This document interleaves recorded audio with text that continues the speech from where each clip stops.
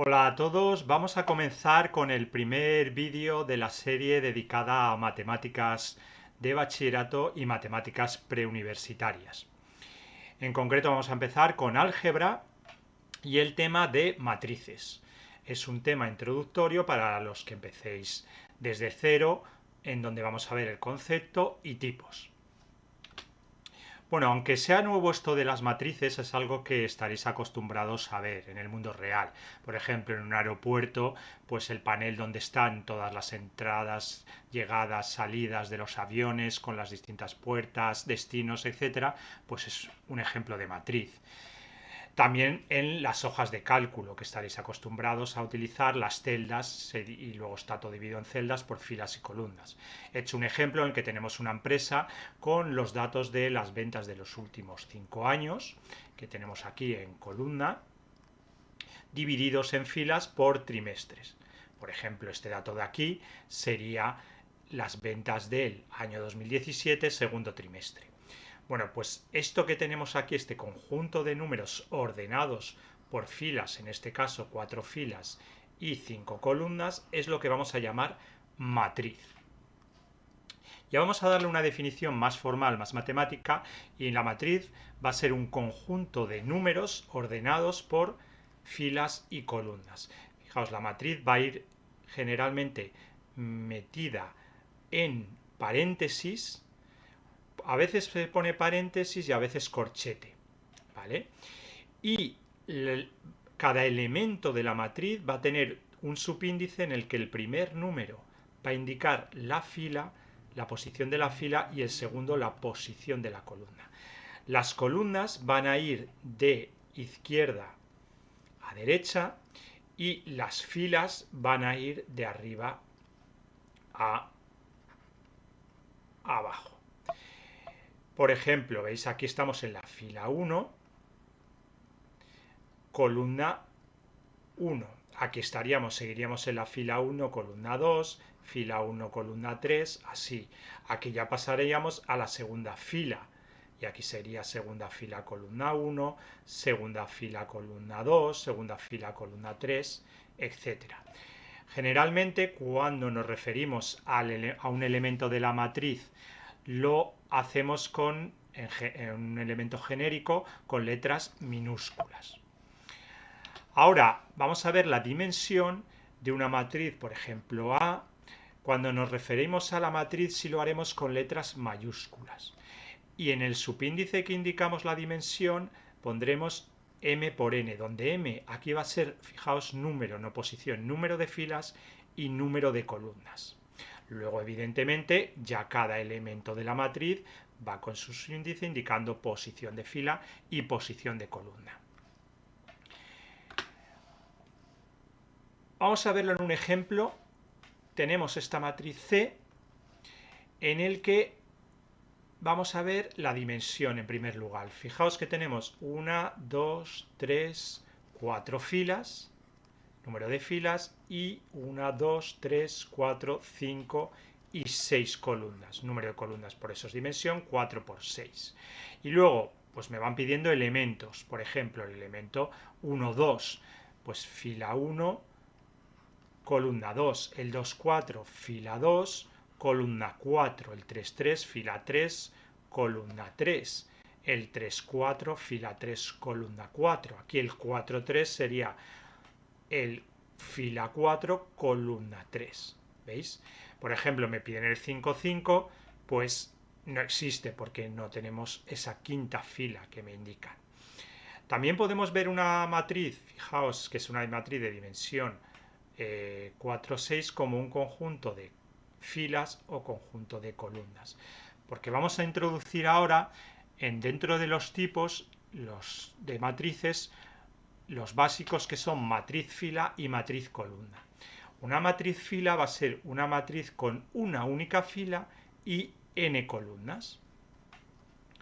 Por lo tanto, su dimensión, como indicamos en primer lugar, el número de filas será 1 y n el número de columnas. La matriz columna será la que tiene una única columna y m filas. Como en primer lugar indicamos el número de filas, pues será una matriz m por 1. Fijaos que lo que os he comentado, que una matriz, M por N, podemos verla como un conjunto de matrices fila, de M matrices fila, o como un conjunto de N matrices columna. Bueno, pues cuando vemos una matriz fila o una matriz columna, generalmente también se le llama vector, vector fila o vector columna, donde cada componente de cada elemento de la matriz son las componentes del vector de dimensión, en este caso n, m. Fijaos que aunque nosotros estamos acostumbrados a R2 y a R3, que es el plano y el espacio, también existe Rn en álgebra, dimensión n. Evidentemente gráficamente no lo podemos ver, pero son elementos matemáticos los vectores de dimensión n que existen. Vamos a ver otra matriz, que es la matriz nula, que es aquella en la que todos los elementos de la matriz son 0. Puede tener cualquier dimensión, ¿veis? Aquí tendremos una 3 por 5, aquí sería una 1, sería una matriz fila, ¿veis? Una 1 por 6, y aquí tendríamos una matriz columna, la matriz nula, que sería una 5 por 1.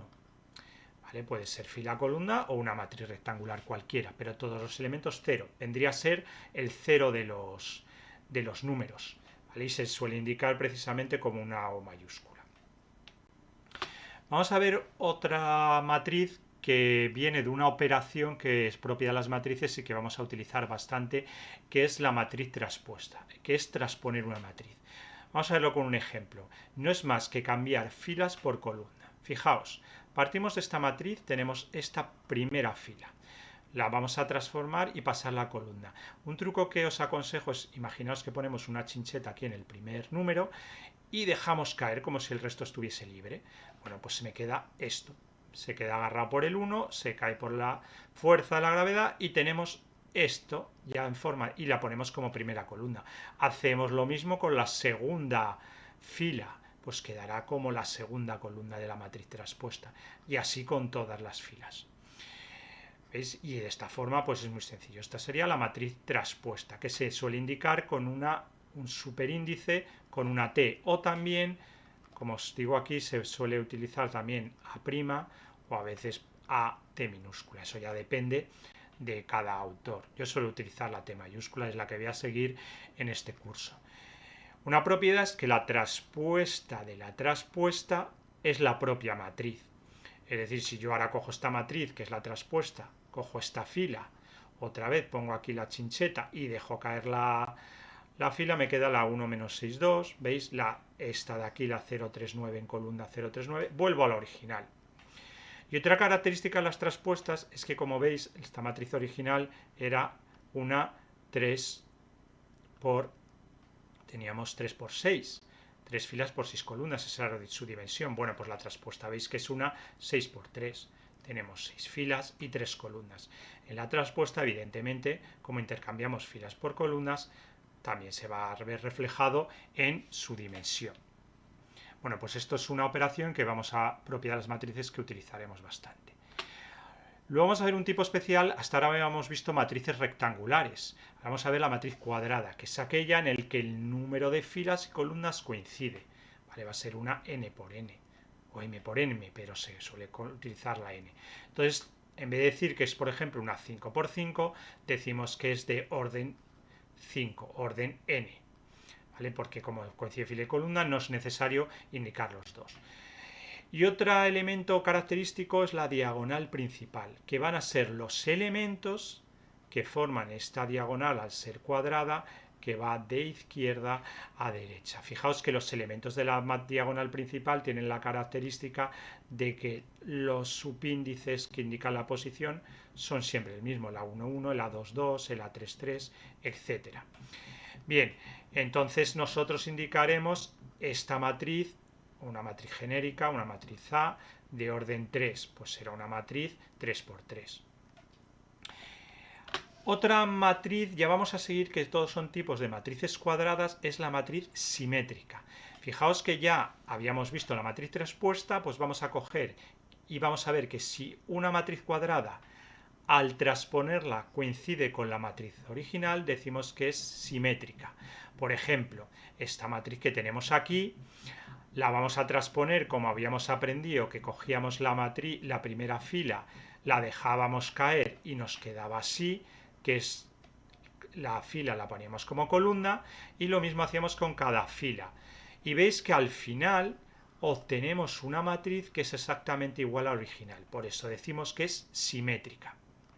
Una forma de verla a simple ojo es que si cogemos la diagonal principal, los elementos viene a ser como un espejo, y los elementos que ocupan posiciones simétricas son el mismo. Fijaos que este es el elemento A, en este caso sería fila 1, columna 2, y este de aquí sería el fila 2, columna 1. Este de aquí, por ejemplo, sería y son iguales, el A13, y este de aquí sería el A31.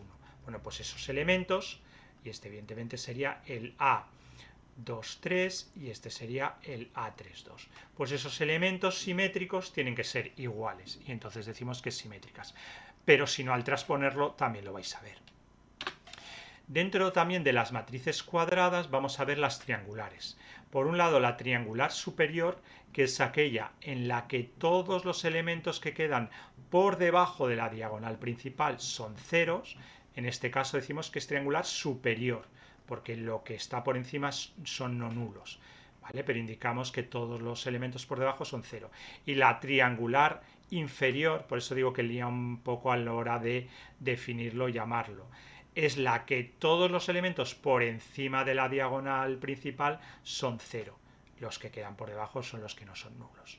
Eso no quiere decir que algún elemento, tanto de esta parte o de la que no, sí que pueden ser cero, ¿vale? Es decir, yo puedo tener una matriz que sea la 1, 0, 3, la 0, 0, 3, 0, por ejemplo, 0, 1. Esta matriz sí que sería una triangular, en este caso superior, ¿vale? Y también hay ceros, pero no, lo que son ceros son todos los elementos por debajo de la diagonal principal. Aquí por encima hay alguno ya distinto de cero, por eso es una triangular superior.